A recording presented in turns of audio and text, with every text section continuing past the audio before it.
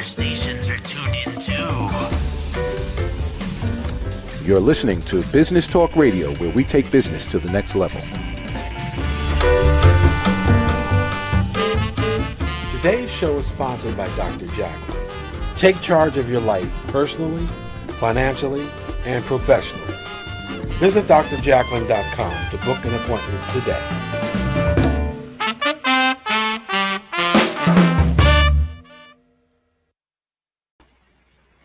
Hello and welcome to Rapping with Dr. Jacalyn live here on Business Talk Radio, Facebook Live, and YouTube Live. I am your host and executive producer, and our show is all about stories of hope, inspiration, and overcoming adversity. With me today is a special person and friend. His name is Tom Guggino. Let's bring him on. Hello, Tom. Hi, Dr. Jacalyn. It's a pleasure to see you. You're joining us from New Jersey today, correct? That is right. A little town called Merchantville. Yep. Love New Jersey. I'm in New Jersey also. Tom is the author of Present, Connect, Create, and Deliver presentations that capture, entertain, and connect to any audience. He also has many years of experience in the business world. He's a faculty member. He was a stand-up comedian, and he has so much to share with us. Let's get to it right away. Tom, how did you get started in your business journey? Well, it all started, as you said, in show business. I was 9 years in show business and part of a comedy team called McAndrews and Gino. And we did sketches and improvisations. And for 9 years, I got to see how an audience reacts. And when you're doing comedy and they don't react, you know right away. So you better start with your dance. Yes, that's what it was. But we did up the improv clubs in New York, the Comedy Store in LA, and also Las Vegas. And after that, then we came home, and I call it our normal looking period. We had 3 children, and I set up my own production company. And so I then produced over 400 commercials and did corporate videos. Wow. And I learned a lot about how to talk to specific audiences about your product and how you can narrowcast and speak to them directly. And so I learned a lot about self-interest and what an audience cares about. And while I was directing and producing, I realized that I was coaching people on camera, and I really liked that. So I really went more into coaching, and that's what I've been doing, and I really enjoy it. What an interesting and diverse backgrounds. I have not interviewed anyone who is a stand-up comedian. So, and something that you mentioned, there's no worse feeling when you're there to watch someone perform their comedy routine and it totally is failing. It's just, oh my gosh. So what learnings did you have from that? I'm sure you were outstanding, but what were your learnings that you took away from stand-up comedy that really you parlayed into what you're doing today with coaching? Yes, it was very interesting because you start to understand audiences themselves. And what we discovered was if they didn't know us, they didn't know if we were funny.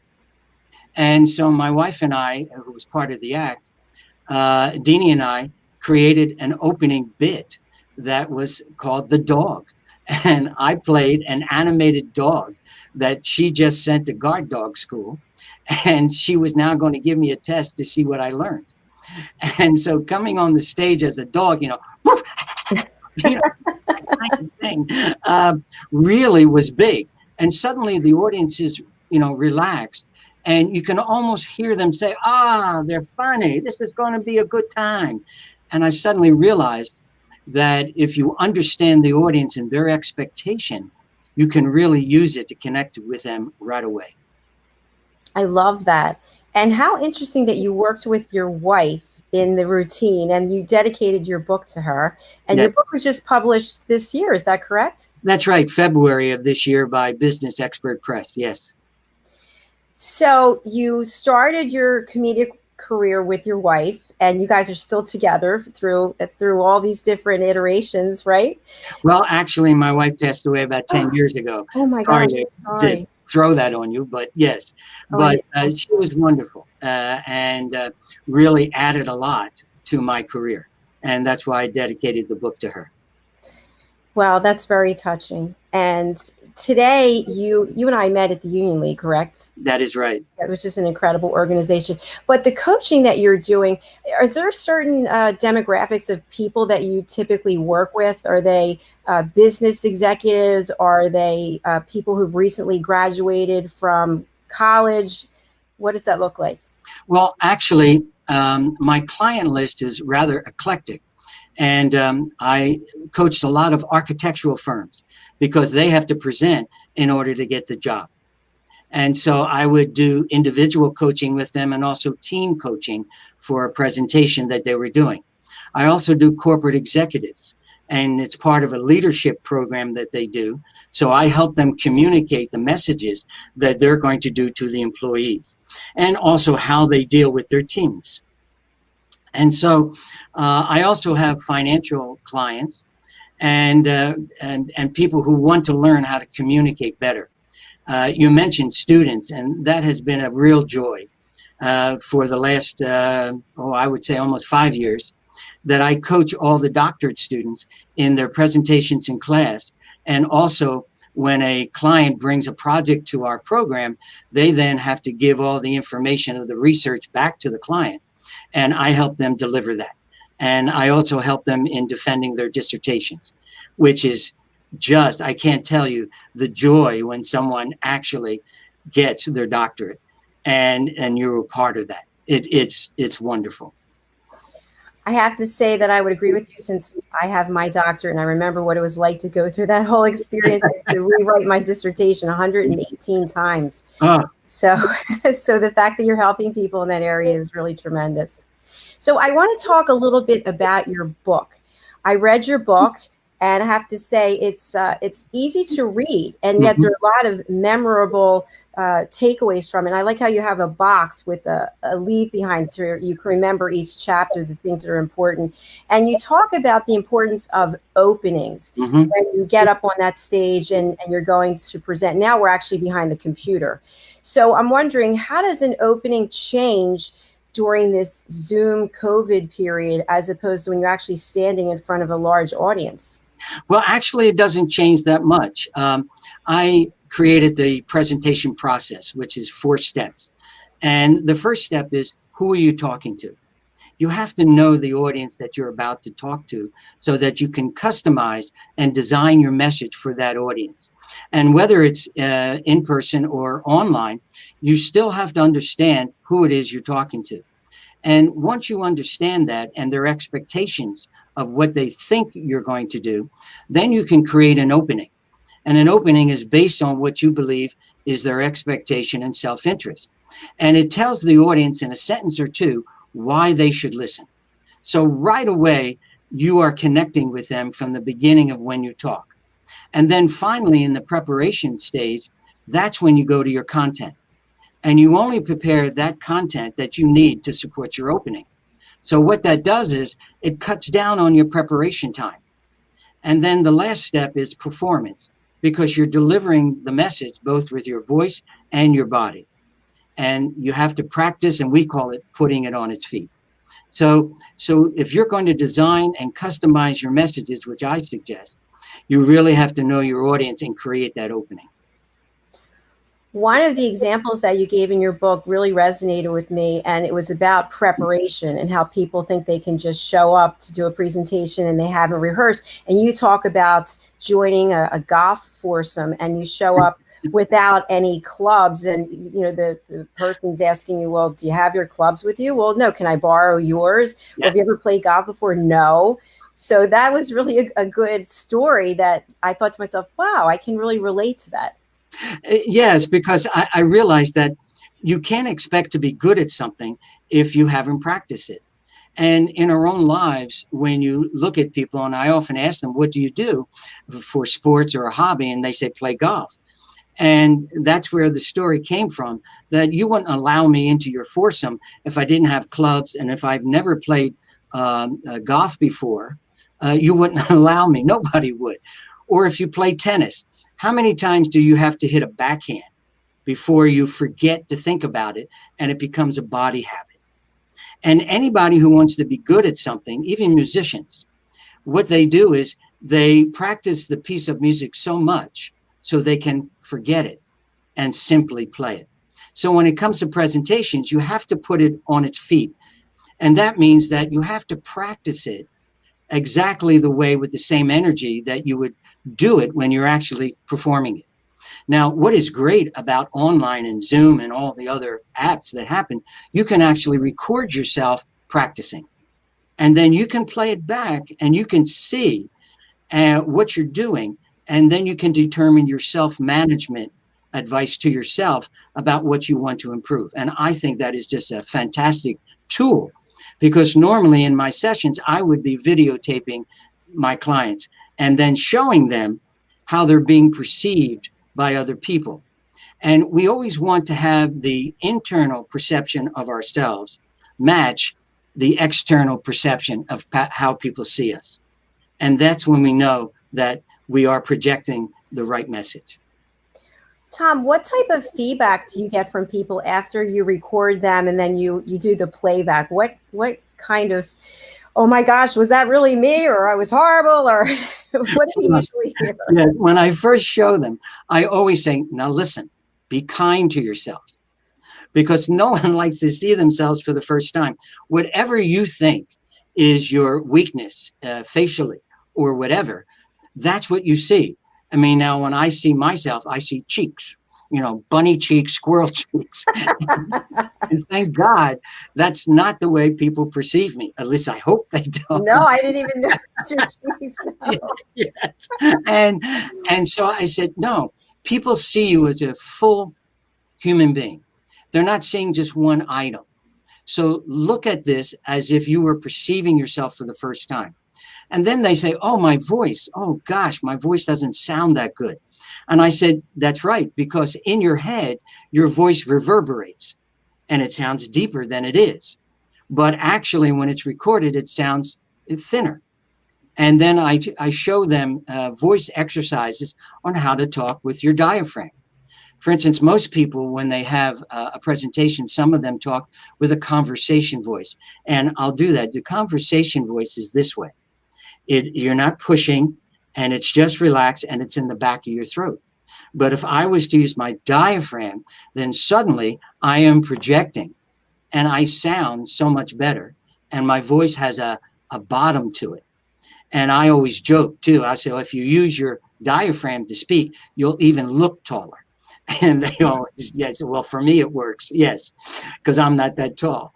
But they start to understand that there are certain techniques that's necessary in order to deliver your message. And that's the whole point. Let's deliver your message in the best way you can. Very well said. And we certainly, at least in my experience, can tell when someone is a professional as a presenter, where they've really taken the time to hone their craft. And you're that person, Tom.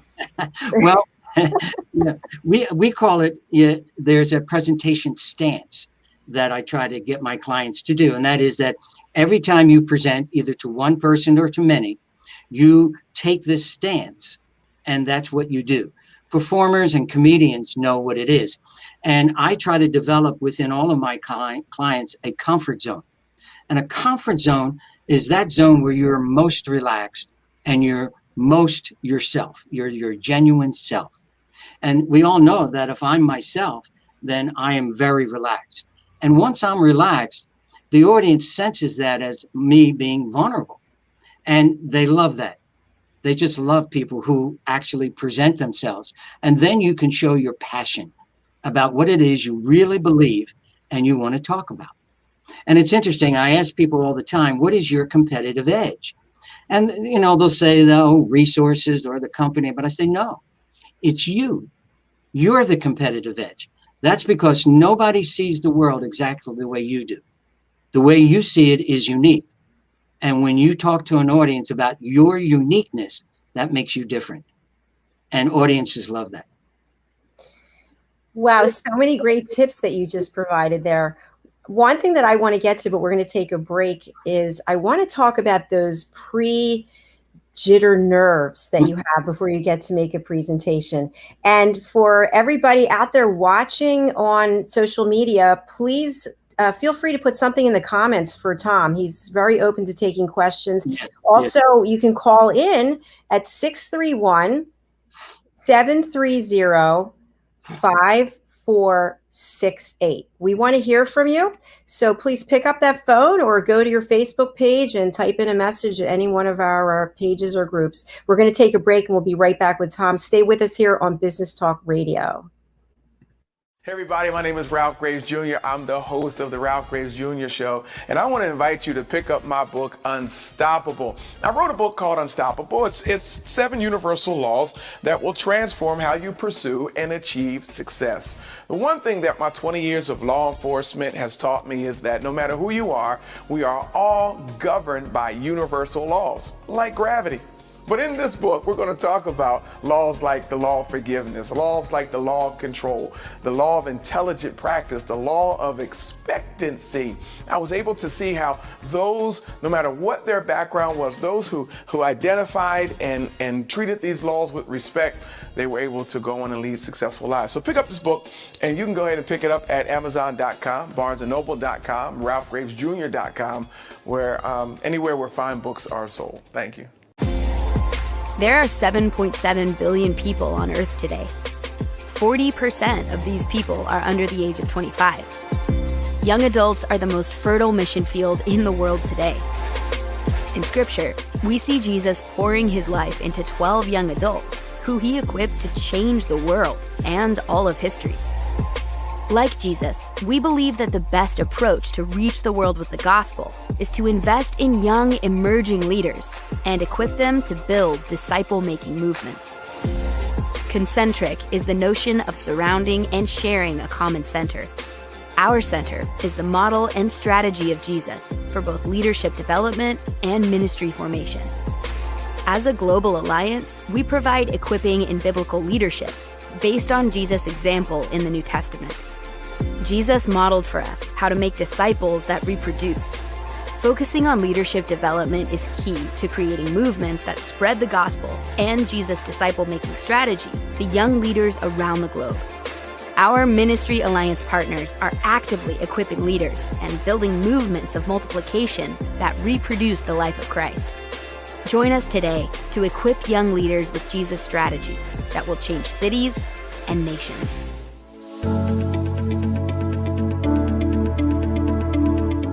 The session that we had with BCAT was really entertaining and enlightening. We were able to put together some very specific steps that we as individuals can take, and it was really fun to all come together and see sort of where we're going as a team and how we can all get there together.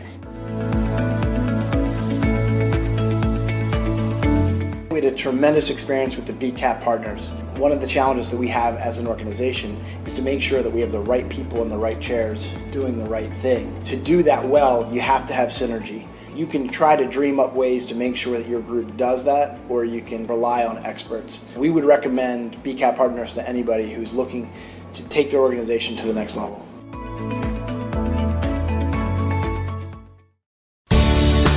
Academy Sedan and Limo is a full-service transportation company serving the Philadelphia metropolitan area with full knowledge of the New York City, Baltimore, and Washington, D.C. areas. We pride ourselves on being the most dependable, conscientious company in the industry. Our always on-time service and dependable pricing make us the company to call for any event or occasion. Our vehicles can accommodate any size party for any occasion.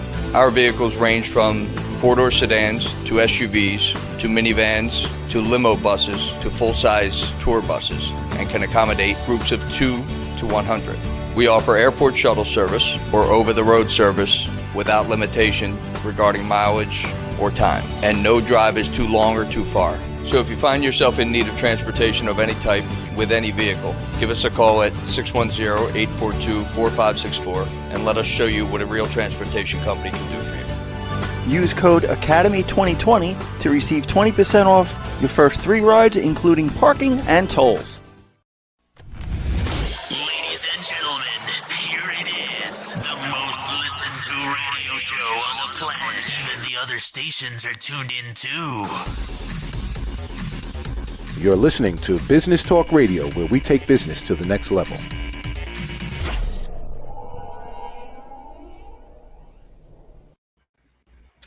and welcome back to Rapping with Dr. Jacalyn, live here on Business Talk Radio, Facebook, YouTube, and Twitch. My guest today is Tom Guggino, and he is the author of Present Connect. He's also a presentation and communication coach and a faculty member, a former stand-up comic. It goes on and on and on. So I love how you've packaged it all together. And I want to go back to talking about the presentation, regardless if it's over Zoom or in person, but those pre-jitter nerves that we get. What can we do to really diminish them? Yes, and that's a good question, because a lot of people have what I call their self-talk that goes on a lot. And many times your self-talk will distract you. So when I tell people about positive body language, the mantra is to concentrate on what you're saying when you say it. You want to be fully present with the audience when you are talking to them.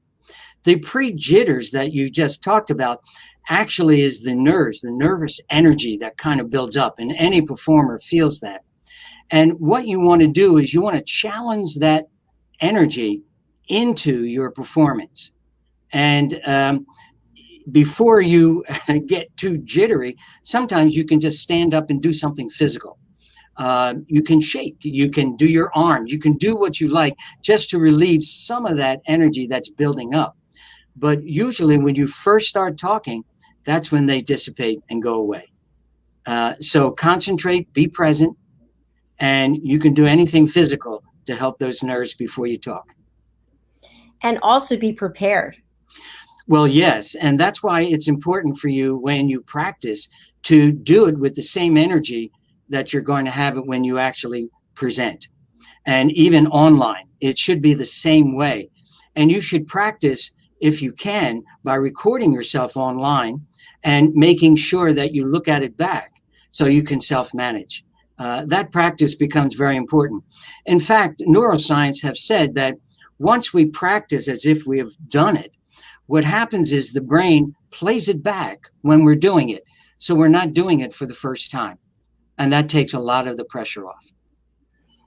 I can see how that would really dissipate the stress, because you know what you're going to talk about. You're focused on the audience and reading the audience. And I guess after those first few minutes, you can just really launch into it. So Right. how do we add humor? Do we have to be a stand-up comedian to be able to add humor into our presentation, Tom? Well, no, actually, you don't. And you shouldn't be something you're not. When I coach people, I always want them to be within their own personalities. I never want them to be acting like someone else. Now, being a comedy writer, you have to hide a joke. You can't actually say, here's a joke. So if you do it as an observation, or if you do it as something that you came across and you just observed, that's easier, because if you don't get a gigantic laugh, you just move on. And you don't want to highlight it too much. And that's where some people do that, and it's problematic. And you don't want to do that. And usually story is very good. If you have a story, I find that stories are magical. And they just did some research out of Princeton where Yuri Hansen, who is a neuroscience person there, and he has a talk on TED Talks, scanned people's brains. And as you listen to the storyteller, he also had 5 listeners. And what you discover while they were waiting for the story to begin, their brain waves were all different. And then suddenly, as the story began, suddenly all the brain waves of the listeners, they all matched. And it was amazing to know physically we're not only attracted to someone when they're telling a story, but we're actually matching our brain waves with them. And knowing that as a presenter is a tremendous sense of power and connection. There is definitely something to be said about a good story. Yes. And I'm wondering if you would do us the honor of reading us something from your book. Sure. I'd love to. I believe that everyone has a power inside of them that they can use when presenting. A power that is intense and can demand the audience to look and connect with you. In performing, we call it flashing on the audience, which means to bring a burst of energy when performing. It's a feeling we get when we're in the audience and watching an actor, singer, or comedian that pulls us to them. It's that feeling you get when you see your favorite performer and suddenly time doesn't exist. That's the power everyone has. And now you can learn how to use it. Oh, that was beautiful. Thank you so much for reading that. Yes, I really believe that too, that when you're your genuine self, amazing things can happen. And I do workshops all the time, and people present in the workshop and even online workshops. And it's amazing. After they're finished presenting, I asked them how they felt. And they said, oh, God, I was so nervous. I was shaking. And I said, really? And then I asked the audience that just heard them do the presentation. And to a person, everyone in the audience says, we didn't see that. No, we just listened to your presentation and it was great. And so I said to the person, I'm sorry, you're going to have to take credit that you're a good presenter, because what you were sensing inside was not being projected to the audience. And therefore, they enjoyed your presentation. And many of us believe that we're going to be found out if we present, or somehow we're going to be shamed, or people will know who we really are, and that's scary. The interesting thing about that is everyone is interested in themselves, their own self-interest. And when you're listening to a presenter, you give them 20, 30, 45 seconds maybe. And if you don't like them, you know what we do. Our own self-talk starts, and we start thinking about our business. Oh, I have that appointment. Yeah, I got that luncheon date. And it isn't the fact that you judge the presenter, you ignore them. So I always tell my clients, the problem is not that they're going to judge you. The problem is they're going to ignore you. And you don't want that to happen. So let's have you connect from the first time you talk. And I think it goes back to that monkey brain, right? That tape recorder that just goes round and round. I remember I decided to speak and give the eulogy at my dad's funeral, and it was 11 minutes long, and I had rehearsed it, and I had an iPad, and my knees were slamming into the podium. They were shaking so badly, and I was literally holding on because I thought I was going to pass out, and no one knew. Which is just... No. And that's because we're so interested in ourselves, but also the fact, I often call us heat-seeking self-interest missiles, that all day long we just go along looking for what interests us. And it's just amazing that if you really understand that people are not judging you, it relaxes people immediately. And then when you actually concentrate on the audience and you become one with the audience, magical things happen all the time. And I've seen it, and it's really terrific. In fact, when we used to perform at the Comedy Store, you couldn't get close to the bathroom because it was showtime, and all the comedians were in there going crazy. And these are people who perform every night. And it was just amazing to watch that, yes, you have jitters. Yes, you have energy, but it's what do you do with them? And that's what's important. That's amazing. We have a Facebook user comment. You were a rock star. So I don't know who that's from, but I'm sure Tom thanks you. Oh, I do. Now, I do play guitar and I am in a band, but we do folk and blues. We don't do rock. So where do you find time for all of these things? Well, it's all part of wanting to contact with people and also the passions that you have. Music is amazing because it connects on a whole different level. And I love it because music doesn't come naturally to me the way comedy does. So I really have to practice music till I don't think of the chords and I don't think of, where I put my hands and all that. You just sing the song. And I tell my clients all the time, presenting is very, very similar. You internalize it. So I have techniques to help people internalize their message so they're not keeping the entire presentation in their heads. I show them how to do a talk track. And a talk track is the major ideas that you have and the link from one idea to the next, to the next, to the next. So all you keep in your head is the major ideas, and that's a talk track. And all you need is the transition from one idea to the next. And it works. It sounds kind of like a 3x5 card in your head, and there's one topic. Is it similar to that? It is. And however you want to do cue sheets for yourself works. In fact, in Zoom, if you have to really do a presentation, you can put cue sheets behind your screen. No one sees that, and you can just take a glance up, and you got it. And you can then relax that you don't have to keep the whole string in your head. And that makes you concentrate on what you're saying when you say it. And another thing, just thinking about glancing behind your computer screen, where should we be looking on our computer? Do we look at the person or do we look up at the green light?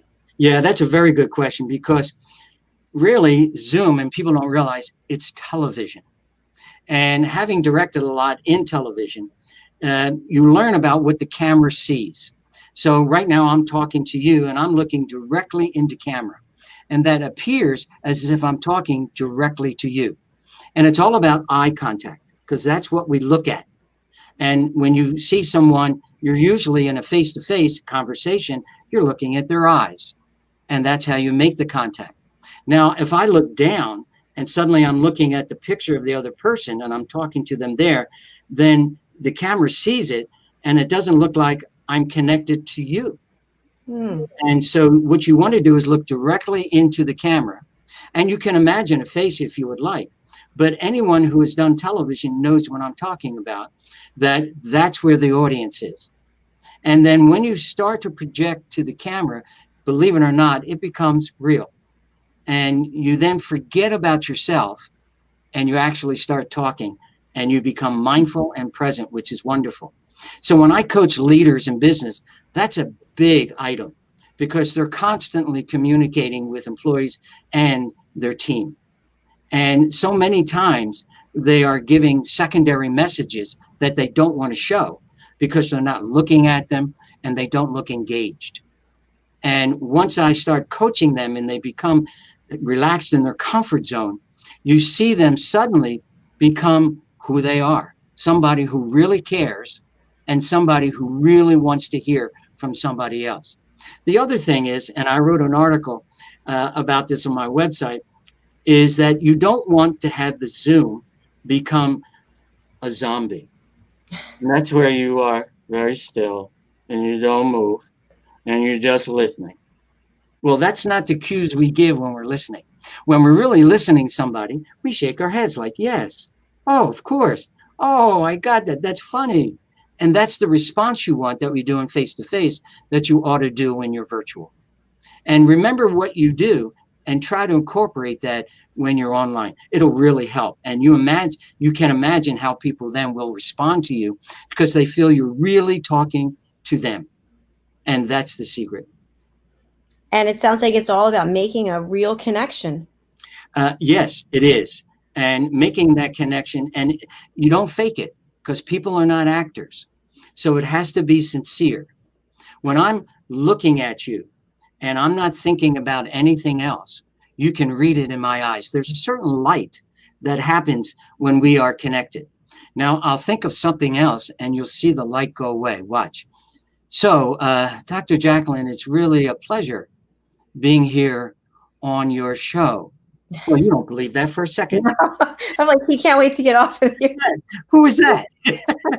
And immediately you get the sense that I'm not talking to you. And I love it when parents try to talk to their children. And when my kids were small, I remember taking my oldest and holding his chin. So I said, eye contact, so I know that you're listening to me. Yes. And it's very important because kids can't hide it. They can't. I love them. I absolutely adore them. Yes. What's next for you? Well, I really like coaching. I can tell you the thrill when I'm coaching someone.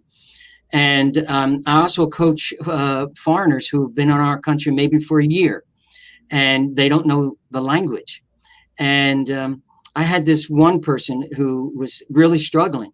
And because the country they came from, that was their first language. And so they would interpret in their minds and then speak. And it was very difficult. So what we did for him is to internalize his message so that when he started to talk, he didn't have to translate. And it was amazing how he relaxed and suddenly he was himself. And so his team thought it was wonderful and even came to him for advice. And it was terrific. So that's really in the direction where I would like to go, is help people and help groups that way and share with them what I've learned as a performer and as a director, and how to simply say, it's okay. You're going to do this. And not only that, but you're going to have fun. And that's what I believe. And that's what it's all about. And I have to say, Tom, from having met you and having had lunch with you, which was a great time, we just had so many laughs. Yeah. You are just a truly authentic, caring, considerate person who not only are you so successful and you've had such an amazing career and have such an amazing career, but you really care about people. And that comes through even across this StreamYard, that I just know that you just have this incredible passion and desire to help people be the best version of themselves. Yeah. And you know, you hit the secret. The secret is don't act, be yourself, and really do care. And many times as a mantra, before I start to do a workshop or a presentation, the mantra I say is, how can I help them? Because I want to forget about myself and concentrate on who I'm talking to. And when you do that and people get the sense that you're really talking to them, oh man, you can lead people, you can motivate, and you can inspire. And it's all because you really care, and that's what you project. And we know that you really do care. And I've just loved having you on our program. I want to have you on another one of our programs, but I'll get to that in a minute. What's the best way for people to get in touch with you to A, purchase your book, and B, to hire you for coaching? Yes, I think one of the best ways is to go to the website for the book, which is presentconnect.net. And on there, you can see excerpts from the book. You can see my blogs. You can even see video of when we performed in show business. Our act is up there. You can see that, and other interviews that I have done. And you can also purchase the book if you would like from there. There's a connection, and you can purchase it on Amazon and also at Walmart. So yeah, and the other way is if you would like to email me, you can email me at my company is GPI Communications. So you can email me at GPI_communications, plural, at Comcast.net, and I'll get it. And what a great opportunity to purchase this book for a holiday gift, right? As we get rid of this 2020, we move into 2021, pick up a copy of this book and help somebody, because there's a lot of really great information that's in here. Yeah, in fact, everybody's Thanksgiving was virtual yesterday, and how you performed in front of your family determine if they think you're okay. That's so true. So Tom, my question for you is, we have a new variety show that is starting next week, and I would love to have you do your comedy and your music. What do you say? Oh, let me think about that. That's a wonderful invitation. Thank you, Doctor. I appreciate that. That is so kind of you. Thank you. Thank you. Well, I really appreciate having you on the program today. You're just so full of light and energy, and that's what this program is all about. So it's been a real pleasure having you here. Please pick up one of Tom's books. Also go to his website, presentconnect.net. And you're on LinkedIn also, if somebody wants to reach out to you that way. So any final words for our audience today? Yes, have fun, because fun is all around you. And in these times when we always have to, not see people we love and really hunker down, have some fun. And remember, even though you wear a mask, people can still see your eyes and you can still smile. It's okay. That is so true. You can tell when people are smiling. Yes. Well, my friend, thank you so much. I will meet you backstage. I'll be there in a couple of minutes. I really appreciate you being a guest on the program, and I wish you continued success. Thank you, Dr. Jacalyn, and thank you for the opportunity. Absolutely. See you in a couple minutes. We have another comment here. It says, thank you. So another Facebook user is out there watching, but I don't know who it is. So thank you for watching. I just want to say thanks, as always, to our viewers and to our listeners on Business Talk Radio. You're the reason why we keep coming back with wonderful guests like Tom. I also want to thank Chris Roberts, who is our broadcast engineer who takes us out over the airwaves. And my heartfelt thanks to all of you who are taking interest in the program. Our program keeps growing, and we really appreciate that. If you would like to be a guest or a sponsor on one of our programs, we now have 4 programs on Business Talk Radio, and I can't be any more thrilled. And I thank you so much. Please take care of yourself, be kind to one another, and remember what Tom said. Try to have fun, try to enjoy your life, and try to be kind to other people, because this is all we have, right? So let's make the best of it and realize there's so much to be thankful for. I really appreciate it. I'll see you next week. Hi, I'm Dr. Jacalyn Kerbeck.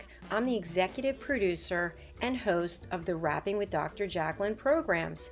My programs are on RVN TV, Business Talk Radio, Facebook Live, and YouTube Live. I'm also the morning host of Tuesday Morning Coffee on RVN TV. I'd like to invite you to be a guest on one of my programs, as well as consider sponsorship. Your sponsorship can include a custom-made commercial designed for you by the Dr. Jacalyn team, or you can use one of your own commercials. You have the opportunity to promote your brand, your book, or even a cause that's near and dear to you. You can reach out to me at Jacalyn@drjacalyn.com or through my website, drjacalyn.com. Thank you. I'd love to have you on my team.